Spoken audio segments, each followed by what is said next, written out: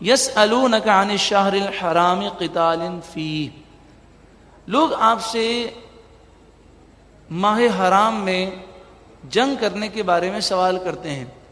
ماہ حرام 4 ہیں، رجب، ذی قعدہ، ذی الحجہ، محرم۔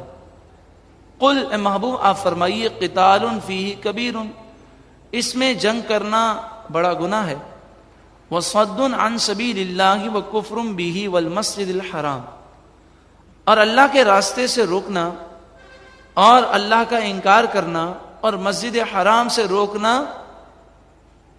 یہ بھی ایک بڑا گناہ ہے، وَإِخْرَاجُ أَهْلِهِ مِنْهُ، اور مسجد حرام سے اللہ والوں کو نکال دینا اکبر عند اللہ، یہ زیادہ بڑا گناہ ہے۔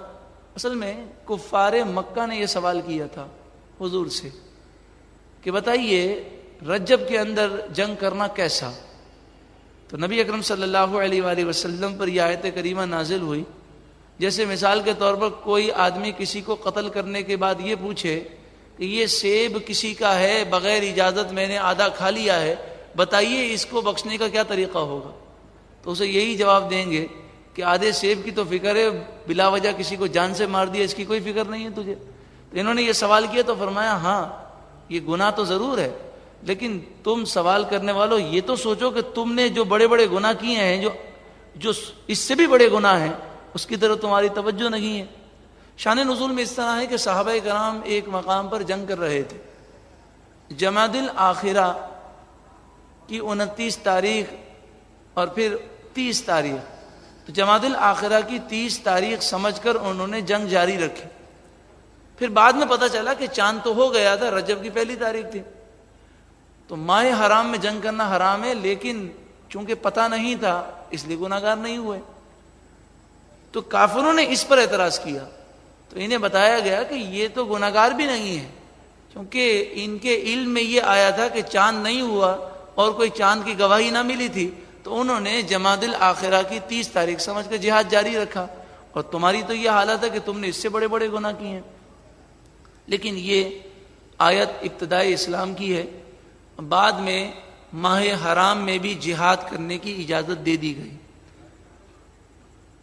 والفتنة اکبر من القتل، اور فتنہ قتل سے زیادہ بڑا گناہ ہے۔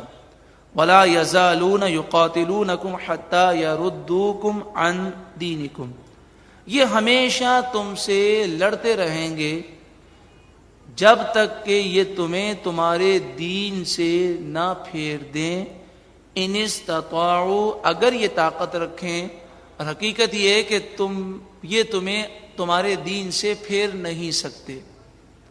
قرآن مجید فرقان حمید نے بیان کر دیا کہ کفار دین کے دشمن ہیں، لڑتے رہیں گے، جہاد قیامت تک جاری رہے گا۔ کبھی ایسا نہیں ہو سکتا کہ یہ کافر ہم پر حملہ نہ کریں اور ہم ان سے جہاد نہ کریں، یہ تو چلتا ہی رہے گا، کیونکہ یہ چاہتے ہیں ہم اسلام چھوڑ دیں اور ہم اسلام چھوڑ نہیں سکتے، یہ چاہتے ہیں ہم قرآن و حدیث چھوڑ دیں اور ہم قرآن و حدیث کسی صورت میں چھوڑنے کو تیار نہیں ہیں۔ وَمَن يَرْتَدِدْ مِنْكُمْ عَنْ دِينِهِ، اور اگر بالفرض کوئی مرتد ہو جائے، دین سے پھر جائے، فیمت، اور مر جائے اس حال میں وہو کافر، کہ وہ کافر ہے، فَأُولَئِكَ حَبِطَتْ أَعْمَالُهُمْ فِي الدُّنْيَا وَالْآخِرَةِ، دنیا اور آخرت میں اس کے تمام اعمال برباد ہو جائیں گے۔ وَأُولَئِكَ أَصْحَابُ النَّارِ، یہی لوگ جہنمی ہیں، ہم فیہا خالدون، وہ اس میں ہمیشہ رہنے والے ہیں۔ اب یہاں دیکھیں، اگر ایمان پر خاتمہ نہ ہوا تو فرمایا ہمیشہ جہنم میں رہے گا، اس لیے ہمیں اپنی زبان کی حفاظت کرنی چاہیے، کہیں ایسا نہ ہو کہ زبان غلط استعمال کرنے کی وجہ سے اسلام سے نکل جائے بندہ۔ تو کلمات کفریہ لوگ بک دیتے ہیں، کبھی فرشتے کی توہین کر دیتے ہیں، کبھی جنت کا مذاق اڑا لیتے ہیں، کبھی جہنم کا مذاق اڑا لیتے ہیں۔ مثلا ایک چھوٹا سا جملہ، بظاہر چھوٹا ہے لیکن بہت بڑا خطرناک جملہ ہے۔ اگر انہیں کہا جائے جی نماز پڑھیں، نماز جو نہیں پڑھے گا وہ جہنم میں جائے گا، تو ہنستے ہوئے کہتے ہیں دیکھ لیں گے۔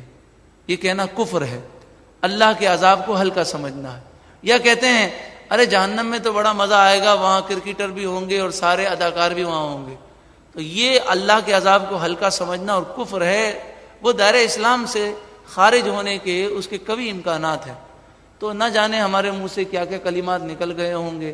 آئیے اس مبارک رات میں ہم تجدید ایمان کر لیتے ہیں، توبہ کر لیتے ہیں۔ میرے ساتھ دہرا لیجئے، بسم اللہ الرحمن الرحیم، الصلاۃ والسلام علیک یا سیدی یا رسول اللہ، یا اللہ اگر آج تک مجھ سے کوئی کفر ہو گیا ہو تو میں اس سے توبہ کرتا ہوں۔ یا اللہ اگر آج تک مجھ سے کوئی کفر ہو گیا ہو تو میں اس سے توبہ کرتا ہوں۔ لا الہ الا اللہ محمد الرسول اللہ صلی اللہ علیہ وسلم۔ ارشاد فرمایا گیا، ان الذین آمنوا، بے شک وہ لوگ جو ایمان لائے، والذین ہاجروا وجاہدوا فی سبیل اللہ، اور انہوں نے ہجرت کی اور اللہ کے راستے میں جہاد کیا، اولئک یرجون رحمت اللہ، یہ اللہ کی رحمت کی امید رکھتے ہیں، یعنی گویا کہ فرمایا گیا یہ اللہ کی رحمت کے مستحق ہیں۔ واللہ غفور الرحیم، اور اللہ بخشنے والا مہربان۔